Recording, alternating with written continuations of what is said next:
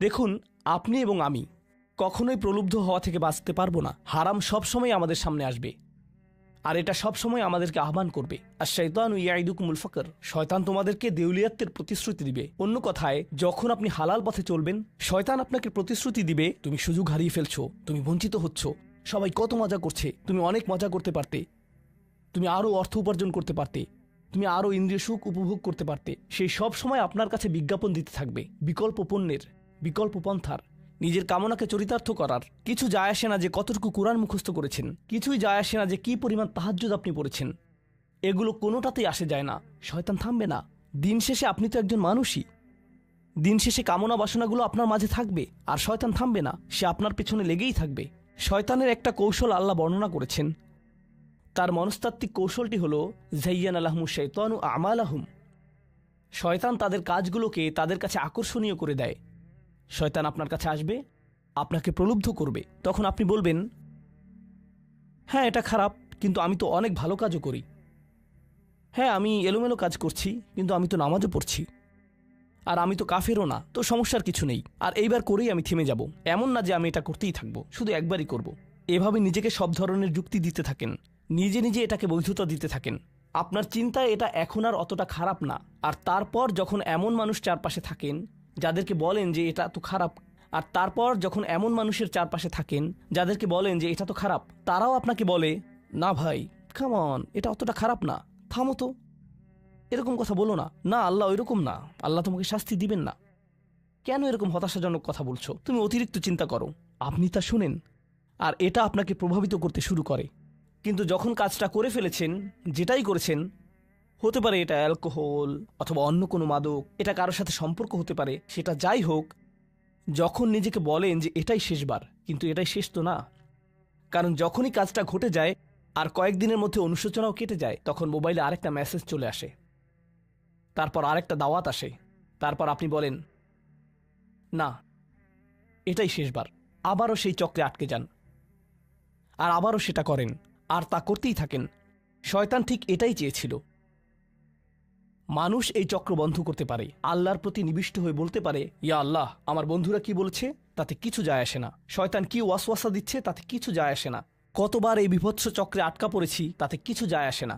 আমি ফিরে আসলাম, আমি ফিরে আসলাম, আমি ফিরে আসলাম 2 দিন অনুতপ্ত থেকে আবারও পাপে লিপ্ত হওয়া থেকে। আমি ফিরে আসলাম আপনার কাছে ক্ষমা চাওয়ার পর আবারও পাপ করা থেকে। ওয়ালাম ইউসিরু আলা মা ফাআলু ওয়া হুম ইয়ালামুন। তারা পাপ কাজগুলো বারবার করে না, আর তারা জানে যে তারা কি করছে।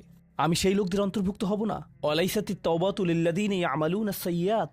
তওবা, অনুশোচনা তাদের জন্য কাজ করে না যারা পাপ করতেই থাকে। এমনকি তওবা করার পরেও এটা সেই মানুষদের জন্য না যারা এই চক্রে আটকে যায়। এটা তাদের জন্য যারা বলে, ইয়া আল্লাহ, আমি জাহান্নামে যেতে চাই না, আমি জাহান্নামের যোগ্য অনেক কাজ করেছি, কিন্তু এখন আমি থেমে যাচ্ছি। আর এটাই চূড়ান্ত। তারা হলেন আল্লাহর কাছে বিশেষ মানুষ।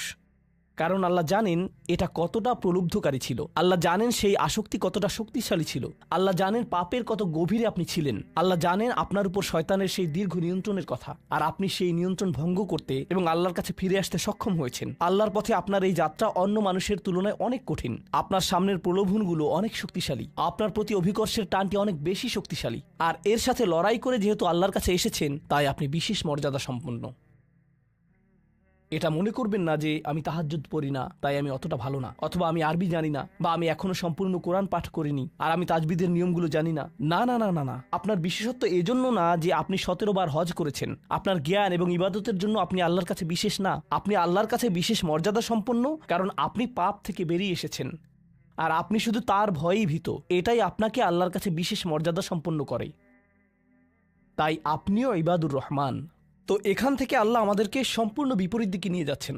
এই প্রত্যেক শ্রেণী সম্পর্কে চিন্তা করুন, কিভাবে এগুলো আপনার সাথে প্রাসঙ্গিক, কিভাবে আপনি আল্লাহর কাছে বিশেষ মর্যাদা সম্পন্ন হতে চান, কিভাবে আপনি আল্লাহর নৈকট্য পেতে চান, কিভাবে আমি আল্লাহর নৈকট্য পেতে চাই। আমাদের কাছে এটা আসলে কতটা মূল্যবান। পাপ হলো এক প্রকারের ভালোবাসা। আমরা এর মোহে পড়ে যাই, আমরা এতে আসক্ত হয়ে যাই। আর এই অনুচ্ছেদটি আসলে ভালোবাসার একটা প্রতিযোগিতা। কারণ আপনি ইন্দ্রিয় সুখ ভালোবাসেন, আপনি এই পাপগুলোকে ভালোবাসেন, আর আপনি তা ছাড়তে চান না, কারণ এতে আপনার সুখানুভূতি নষ্ট হবে। আর অন্যদিকে আল্লাহ বলছেন, আমি আমার নিজের দ্বারা সেই সুখকে প্রতিস্থাপন করে দিব, আমি এটাকে আমার নৈকট্য দ্বারা প্রতিস্থাপন করে দিব। আল্লাহ এই সুযোগ দিয়েছেন। আপনার নিজেকে এই সমীকরণের আলোকে সিদ্ধান্ত নিতে হবে।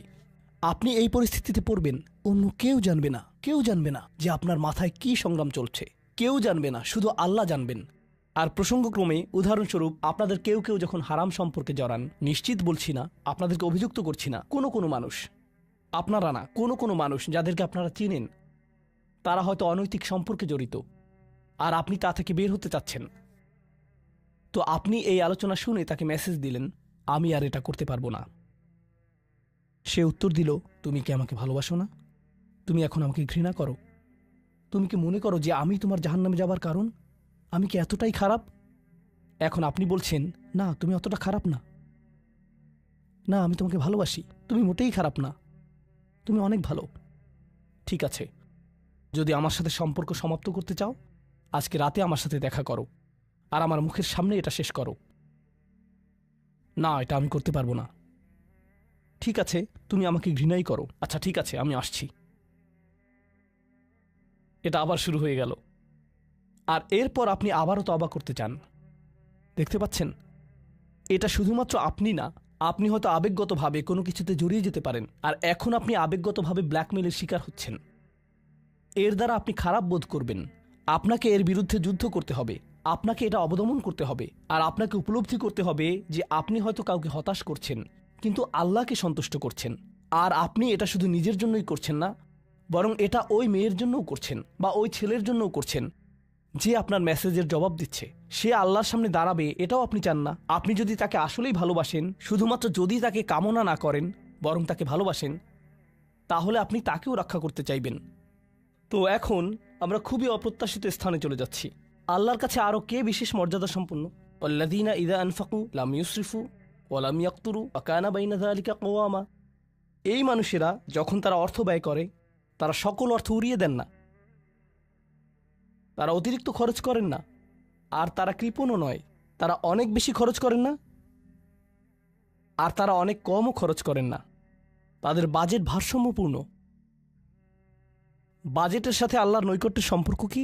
সম্পর্ক রয়েছে, কারণ আল্লাযীনা ফি আমওয়ালিহিম হাক্কুন মালুম, তাদের অর্থে অন্যদের অধিকার রয়েছে যা সুবিদিত। আপনার পিতামাতার অর্থনৈতিক সহায়তা প্রয়োজন, আপনার সন্তান, আপনার ভাই বোন, আপনার স্ত্রীর প্রয়োজন, এমন অনেক ক্ষেত্র রয়েছে যার জন্য আপনার অর্থ প্রয়োজন। কিন্তু যখন আপনি প্রয়োজনহীন জিনিসে আসক্ত হয়ে পড়েন, আর আপনার অর্থ যখন ব্যয় হয় সিনেমার পর সিনেমা, সিনেমার পর সিনেমায়, সাবস্ক্রিপশনের পর সাবস্ক্রিপশনে, গেমের পর গেম, এরপর গেমে, গাড়ির জন্য নতুন যন্ত্রাংশ কেনার পেছনে, যেই চাকা দেখতে উল্টো দিকে ঘূর্ণায়মান, তার প্রয়োজন আপনার নেই। সেগুলো আপনি দেখবেন না যখন আপনি গাড়ি চালাবেন, সেটা অন্য কেউ দেখবে। এগুলো ঘুরবে অন্য কারোর জন্য, আপনার জন্য না। যন্ত্রাংশ অথবা ডিভাইস। আপনি নতুন আইফোন ছাড়াও বেঁচে থাকবেন, এতে কোনো ক্ষতি হবে না। স্যামসাং যদিও কিছুটা বিপজ্জনক, তারপরও অনেক বোনেরা পার্স অথবা ব্যাগের জন্য এমনটা করেন। ও আল্লাহ, এই ব্যাগগুলোর কোনোটার দাম কয়েক লাখ টাকা। বলছি না যে আপনি এগুলোর কোনোটাই কিনতে পারবেন না, কিন্তু আল্লাহ বলছেন ঠিক আছে খরচ করো, কিন্তু অতিরিক্ত খরচ করো না। আপনাদের কারো কারো জন্য আবার সবচেয়ে খুশির বিষয় হলো টাকা ধরে রাখা। আপনি স্ত্রীকে সাথে নিয়ে সুপার শপে গিয়েছেন, তিনি 1 প্যাকেট দুধ নিলেন। আমাদেরকে এত বেশি দুধ প্রয়োজন, ছোট প্যাকেট নিতে পারো না? ডিসকাউন্টের জন্য অপেক্ষা করতে পারো না? এটা দুধ, এটা ডিম, এগুলো নিয়ে কৃপণতা না করলে হয় না? এমন মানুষ রয়েছে যারা প্রাপ্য মানুষদের টাকা ধরে রাখে। আপনার সন্তানদের অর্থ প্রয়োজন, তাদের চলার জন্য কিছুটা পকেট খরচ প্রয়োজন, আপনার স্ত্রীর কিছুটা অর্থ প্রয়োজন। যদি তিনি গৃহ ব্যবস্থাপনার দায়িত্বে থাকেন আর তিনি নিজে উপার্জন না করেন, আর তিনি আপনার কাছে বলেন আমি কি 500 টাকা পেতে পারি? কিসের জন্য তোমার টাকা প্রয়োজন? আমাকে সম্পূর্ণ প্রতিবেদন প্রদান করবে, সকল রিসিট দেখাবে। দাঁড়ান, 1 মিনিট থামুন। এটা লাম ইয়াকতুরু, এটা আপনার জন্য চ্যালেঞ্জ হতে পারে। আপনি যদি আল্লাহর নৈকট্য লাভ করতে চান, আপনার পরিবারের খাবারের প্রসঙ্গ আসলে তাদেরকে জঞ্জালের মতো বিবেচনা করবেন না। আপনার জন্য সর্বোত্তম খরচের খাত হলো আপনার পরিবার। নিজের পরিবারের সাথে এরকম খারাপ আচরণ করবেন না, কিন্তু অতিরিক্ত খরচও করবেন না।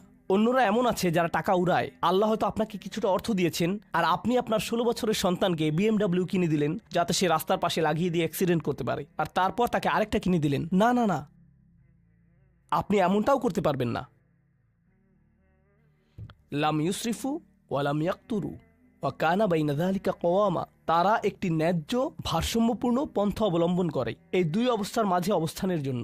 পরবর্তী গুণটি আমার প্রিয়, মনোযোগ দিয়ে শুনুন। এরা সবাই একটি শ্রেণী, ওয়াল্লাযীনা লা ইয়াদউনা মা'আল্লাহি ইলাহান আখার ওয়া লা ইয়াকতুলুনা আন-নাফসা আল্লাতী হারামাল্লাহু ইল্লা বিল হক ওয়া লা ইয়াজনুন ওয়া মান ইয়াফআল যালিকা ইয়ালকা আসামা। তারা আল্লাহর পাশাপাশি অন্য কোনো উপাস্যের কাছে প্রার্থনা করে না, আর আল্লাহর পাশাপাশি অন্য কোনো উপাস্যের কাছে প্রার্থনা না করা অবস্থায় তারা কাউকে হত্যা করে না এবং তারা ব্যভিচারে লিপ্ত হয় না। তিনটি বিষয়। তারা আল্লাহ ছাড়া কারো কাছে প্রার্থনা করে না, এর সাথে রয়েছে তারা হত্যা করে না এবং তারা ব্যভিচার করে না। তিনটি বিষয় একসাথে, তিনটি বিষয় একসাথে। এটা তো অসাধারণ কোনো অর্জন নয়। কেউ বলতে পারে যে হ্যাঁ, আমি তো তালিকায় এসে পড়েছি, আমি কাউকে হত্যা করিনি। কিন্তু জানেন কেন এটা বৈশিষ্ট্যসূচক? কারণ এই বিষয়গুলো খুবই প্রাথমিক স্তরের, তাই না? অন্য অনেক কবিরা গুনাহ রয়েছে, কিন্তু আল্লাহ বলছেন যে তোমরা আল্লাহর কাছে বিশেষ মর্যাদার অধিকারী হতে পারবে যদি তোমরা শুধু এটুকু করো। কেন এটা বিশেষ মর্যাদাপূর্ণ? মক্কার মানুষদের কথা চিন্তা করুন, সেই সমাজের কথা চিন্তা করুন যার মাঝে কোরআন এসেছিল। সেই মানুষগুলো হাজার বছর ধরে শিরকে লিপ্ত ছিল। হত্যা তাদের কাছে সাধারণ বিষয়ে পরিণত হয়েছিল, জিনা কোনো বিষয়ই ছিল না। আর এগুলো বড় বিষয় ছিল না তাদের পূর্বপুরুষ অথবা তাদের পূর্বপুরুষ অথবা তাদের পূর্বপুরুষের কাছে। এগুলো ছিল জীবনেরই অংশ। জীবন ছিল গ্যাংস্টারের মতো। আর যখন তারা এই সকল কিছু ছেড়ে আল্লাহর কাছে আসলো, তাদের পরিবারকে বলেছিল যে ও তুমি তো এখন মুসলিম, কংগ্রাচুলেশনস। তাদেরকে সকল ধরনের বিভৎস অভিজ্ঞতার সম্মুখীন হতে হয়েছিল, তাদের প্রিয় মানুষদের কাছ থেকে, তাদের সমাজ থেকে, তাদের বন্ধু বান্ধবদের কাছ থেকে, কারণ তারা সেই অপরাধগুলো ত্যাগ করেছিলেন, তাই না? কিছু মানুষের জন্য শুধুমাত্র ঈমান গ্রহণ করা, শুধুমাত্র অপরাধী জীবন থেকে বেরিয়ে আসা, শুধুমাত্র জিনা থেকে বেরিয়ে আসা ছিল এতটাই বড়। আপনারা যারা সম্মানিত পরিবারে বেড়ে উঠেছেন, পরিশুদ্ধ পরিবেশের মাঝে ছিলেন, আপনার জন্য সেই ধরনের বিপত্তিতে না পড়াটা সহজ অথবা সহজতর। এখনকার সময়ে যে কোনো কিছুই সহজ। কিন্তু আপনাদের যারা অমুসলিম অবস্থা থেকে এসেছেন, আপনি চারপাশে অপরাধ সংঘটিত হতে দেখেছেন, আপনি চারপাশে মাদকের আসর দেখেছেন, আপনি চারপাশে নারী লিপ্সা দেখেছেন, প্রত্যেক সাপ্তাহিক ছুটির দিনই ক্লাবে যেতেন, আর তারপর আপনি আল্লাহর পথে আসলেন, আপনি ঈমান গ্রহণ করলেন। সেই জীবন থেকে আপনার এই যাত্রাটি ছিল বিশাল এক যাত্রা। আর আল্লাহ এটা স্বীকার করেছেন এবং বলেছেন যে এটা বেশ বড় ব্যাপার যে কিছু মানুষ এমনটা করেছে। শুধু এই বিবেচনায় তারা বিশেষ মর্যাদাময়, তারা অন্য কিছু জানে না, তাদের ব্যাপক কোনো জ্ঞান নেই। কিন্তু মূল বিষয় হলো তারা আল্লাহর সন্তুষ্টির জন্য হিজরত করেছেন, তারা সেই বড় পাপগুলো থেকে আল্লাহর অভিমুখে যাত্রা করেছেন। এটা অবিশ্বাস্য। কিন্তু এই আয়াতগুলোতে আল্লাহর করুণা এখনও সমাপ্ত হয়নি। প্রথমত সেই তিনটি বিষয় যা আমি উল্লেখ করেছি, শিরক বা আল্লাহ সম্পর্কে অশ্রদ্ধা প্রদর্শন করা, হত্যা এবং ব্যভিচার, এগুলো অনেক বড় পাপ। তো আল্লাহ কি বলছেন? ইউদাআফ লাহুল আযাবু ইয়াউমাল কিয়ামা ওয়া ইয়াখলুদ ফীহি মুহানা। এমন মানুষের জন্য শাস্তি দ্বিগুণ করা হবে আর তারা সেখানে থাকবে অপমানিত অবস্থায়। এই পাপগুলো আল্লাহর কাছে ছোট বিষয় না, বিশেষত তিনটা পাপ একসাথে। কিন্তু প্রসঙ্গক্রমে সবচেয়ে খারাপ অপরাধ শিরক। সবচেয়ে খারাপ অপরাধের মধ্যে দ্বিতীয়টি হলো যখন আপনি একজন ব্যক্তিকে হত্যা করেন। এটা কাকে হত্যা করার সমতুল্য? গোটা মানবজাতিকে। এটা হলো দ্বিতীয় বৃহত্তম অপরাধ। আর তারপর তৃতীয় বৃহত্তম অপরাধ কোনটি? জিনা। এই তিনটি একসাথে এসেছে একটি আয়াতে। সেজন্য আল্লাহ বলছেন যে এই ব্যক্তিটি বিশেষ ধরনের শাস্তি পাবে আর সে এই শাস্তিতে রয়ে যাবে অপমানিত অবস্থায়। কিন্তু এমনকি খারাপের ভিতর সবচেয়ে খারাপ, এরপর সবচেয়ে খারাপ ব্যক্তিটি, এই ব্যক্তিটি এজন্য সবচেয়ে খারাপ না যে সে একটি জিনিস করছে, বরং সে সবচেয়ে খারাপ কারণ সে তিনটি জিনিসই করেছে। এটা জাহান্নামের হ্যাট্রিক অর্জনের মতো। আর সম্পর্কে আল্লাহ কি বলছেন?